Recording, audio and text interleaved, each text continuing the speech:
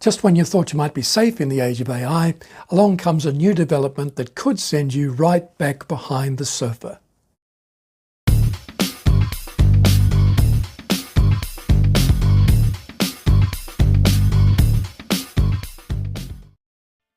Imagine a world where computers perform functions in seconds that would take today's machines thousands of years. It sounds like science fiction, doesn't it? But it might be a reality fairly soon through a mind-bending technology called quantum computing. Quantum computing could help us find a cure for cancer in a fraction of the time we'd need otherwise.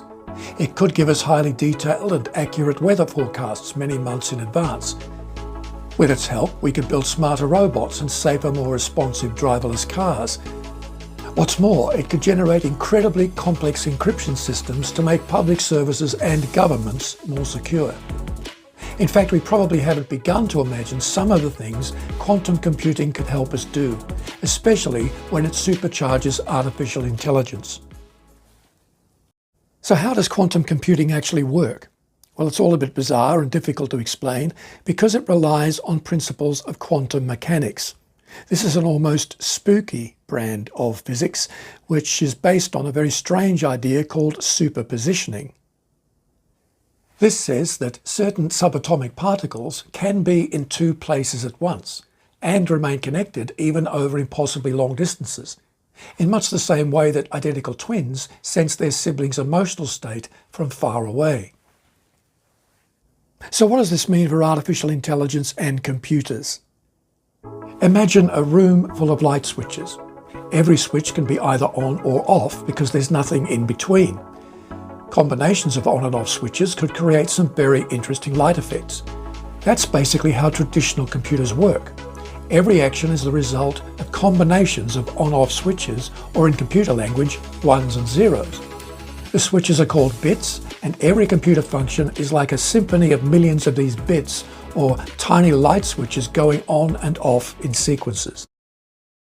Now imagine we upgrade that metaphor so that every light is fitted with a dimmer switch. Suddenly we have so many more possibilities for our light show because we're not limited by just on and off. There are levels in between. That's how quantum systems work.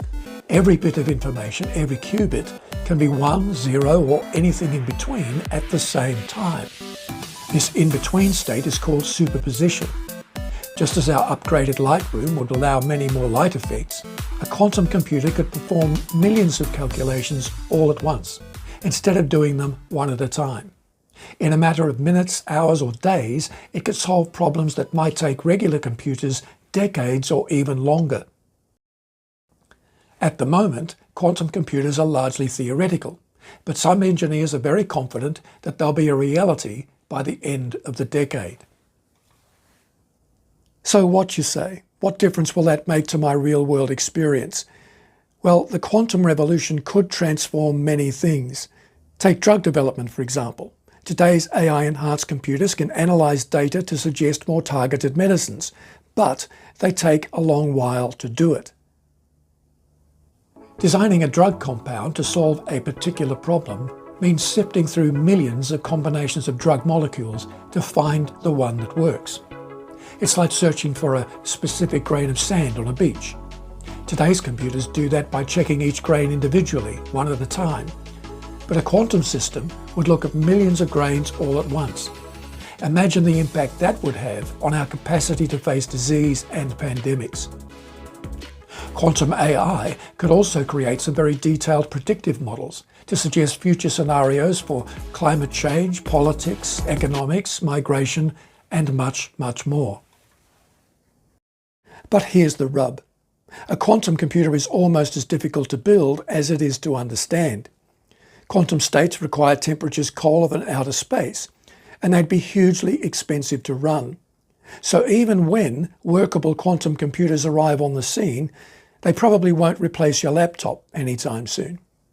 Eventually, you'll probably be able to connect to one remotely, as you do with the cloud today.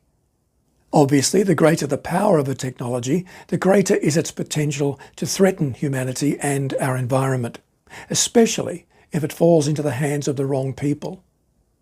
Quantum-powered cryptology could make systems more hack-proof, but in the wrong hands it could also make us more vulnerable to cyber attack.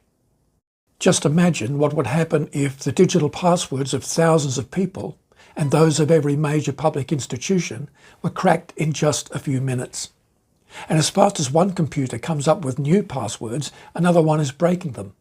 Thousands of people might be losing their savings, entire industries and public services might grind to a halt. It would be like the recent CrowdStrike outage on steroids. With quantum AI, privacy might become more or less impossible, unless you go completely off-grid and live in a cave. And imagine the carnage if rogue states or terrorist organizations got hold of fully autonomous weapons designed and powered by quantum AI. Consider too how quickly quantum AI might create simulations of human behavior down to the smallest detail.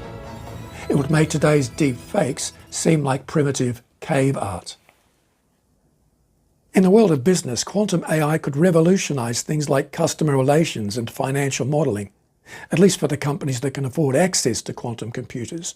Smaller companies might find it gets even harder to compete, and we might see more huge monopolies taking over the innovation space, with more and more workers having to retrain mid-career. For governments, quantum AI could be a real boon for national security, demographic modelling and energy innovation. But regulating it will be both crucial and difficult. It will require international cooperation, and that won't be easy in today's very fractious world. The possibility of quantum AI raises questions on the tech front too. Will it speed up the production of an artificial general intelligence, or even a super intelligence that can easily outthink even the smartest person on the planet?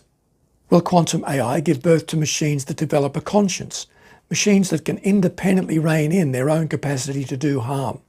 We'll have a short film on that one very soon. There are many questions we can't answer yet, but one thing is certain. The principles that will guide our use of quantum computing will be shaped by our approach to today's more linear AI, which makes the need for wide-ranging debates on AI ethics plus resilient regulation of AI even more important. How do you feel about the possibility of supercharged quantum AI? Let me know in the comments below.